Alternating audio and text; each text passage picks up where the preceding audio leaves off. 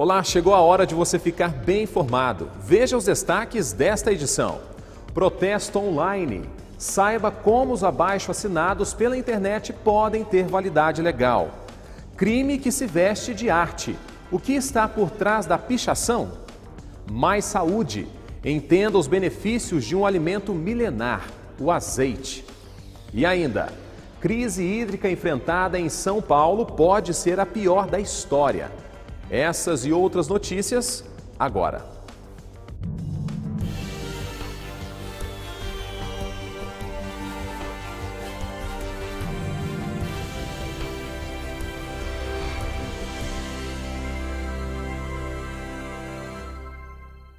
Olá, bem-vindo ao Repórter Setorial. Ativismo online.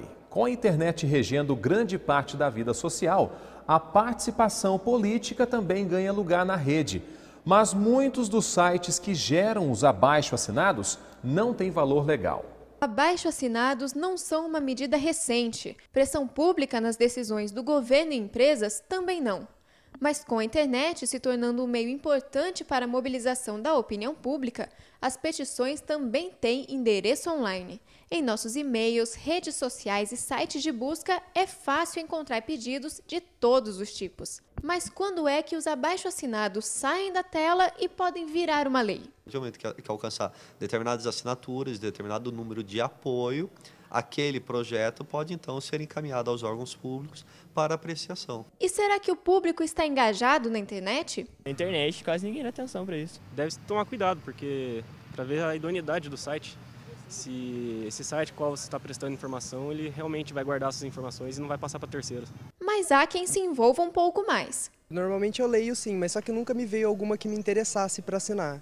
Dependendo do que for, eu assino. Eu acho que tinha que ser concentrado mais em algum órgão mesmo mais público e não coisas particulares que a pessoa vai e usa os seus dados para assinar uma petição. O advogado Luiz Guilherme explica que essa ferramenta existe desde 2006 e é o chamado peticionamento eletrônico de iniciativa do governo.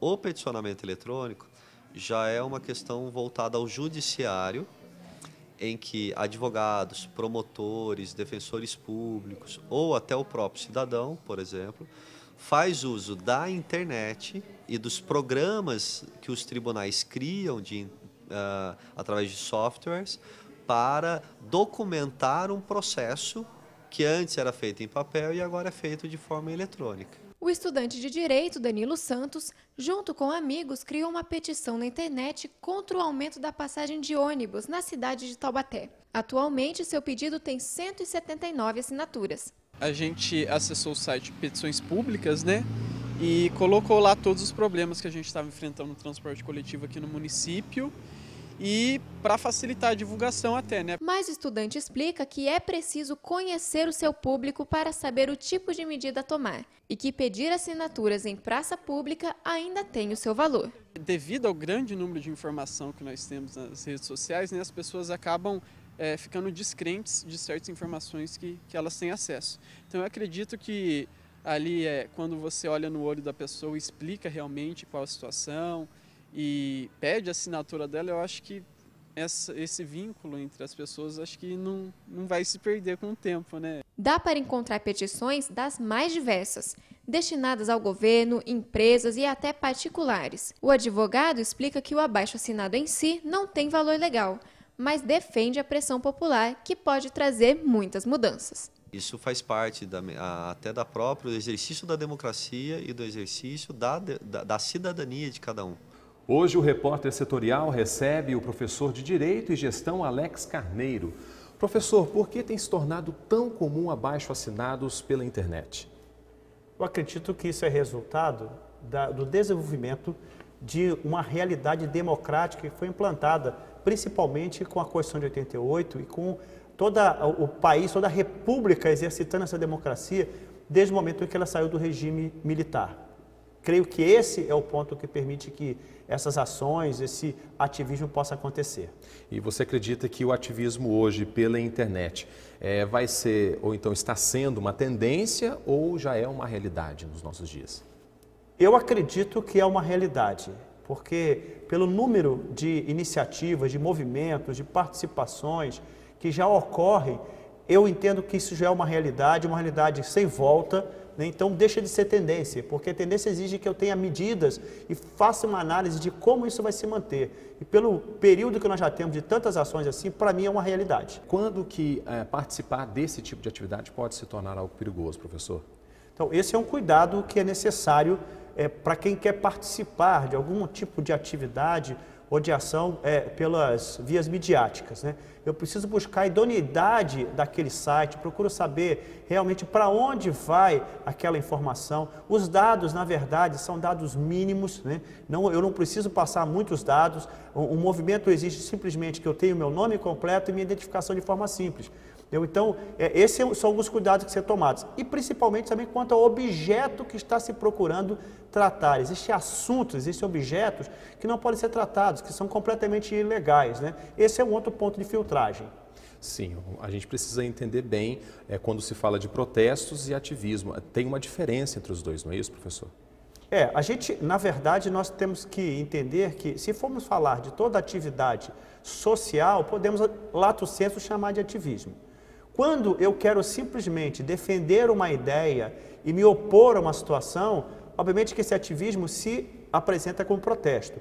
Por outro lado, a própria Constituição Federal e o próprio regime democrático permite que esse ativismo possa se transformar em instrumentos, até mesmo legais, constitucionais, para que eu possa exercer minha cidadania. Então, o protesto, eu apenas vou procurar contestar, me levantar contra uma simples ação.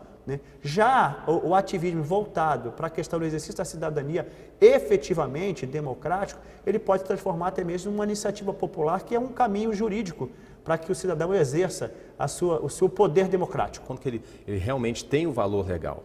Então, Everton, essa sua pergunta é muito interessante porque muitas pessoas desconhecem o poder que o cidadão tem dado pela própria Constituição. A Constituição de 88, ela estabelece no seu artigo 2º que todo o poder emana do povo, que o exerce diretamente ou mediante representantes eleitos. Os nossos representantes, eles exercem e fazem as leis porque nós os elegemos.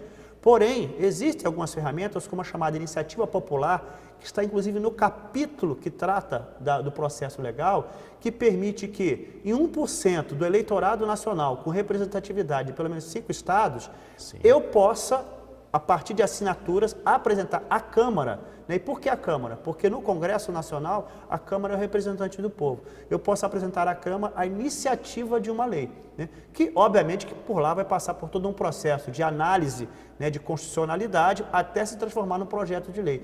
Mas a iniciativa midiática, ela pode efetivamente se transformar numa ferramenta legal. Sim, é bem interessante a pessoa estar bem atento nessas informações, porque se ela não pratica a sua cidadania de uma forma correta, pode ser que vamos colocar assim, a sua ideia, o seu grito ali para uma lei mais justa, não seja ouvida, não seja legal perante os deputados, perante a Câmara lá em Brasília, não é verdade, professor? É verdade. É interessante que nós entendamos que as leis, elas são dinâmicas. E são dinâmicas por quê? Porque a sociedade é dinâmica, Por isso que nós temos as leis sendo alteradas, ou sendo mudadas ou revogadas.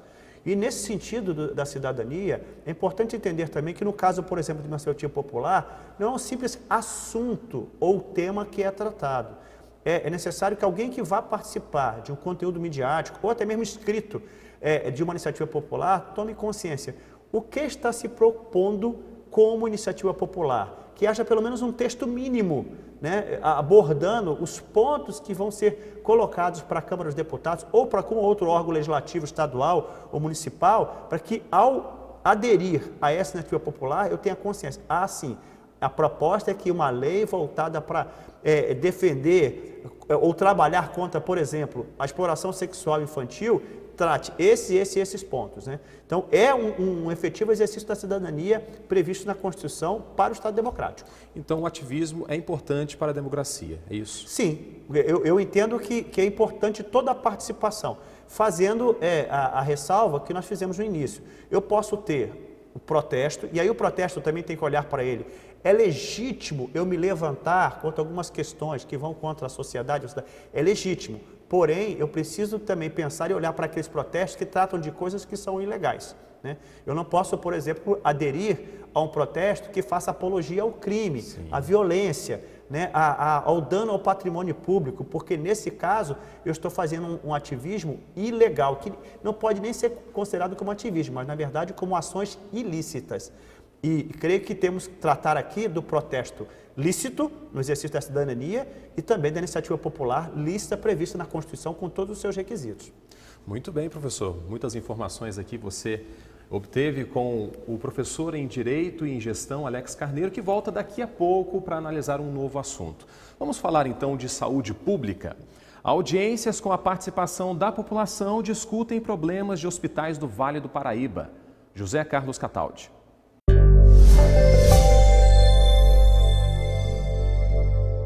Amigos, o presidente da CPI, que está apurando a situação das Santas Casas aqui do Vale do Paraíba, o deputado estadual Padre Afonso Lobato, deve concluir finalmente que a saúde do Vale está na UTI, porque o principal meio de prestação de socorro às pessoas carentes são esses hospitais filantrópicos, Santas Casas e que tais, né?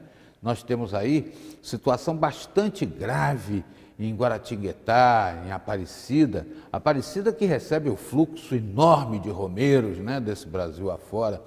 Mas a situação mais grave ainda ficou por conta de Queluz e Paraibuna. Os hospitais, inclusive, fecharam as portas, não estão atendendo mais.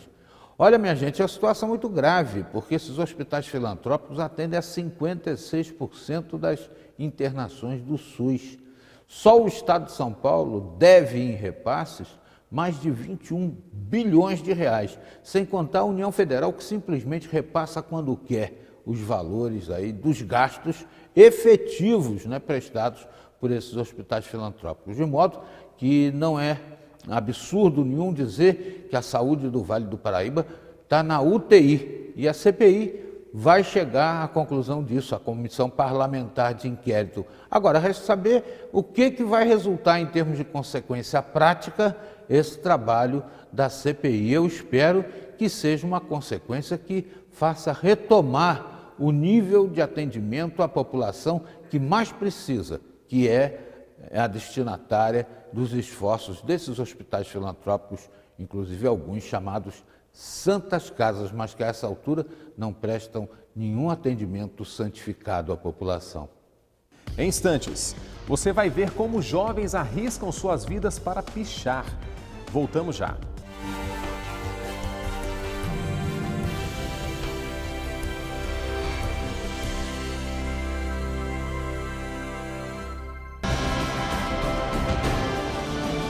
É nossa terra no ar.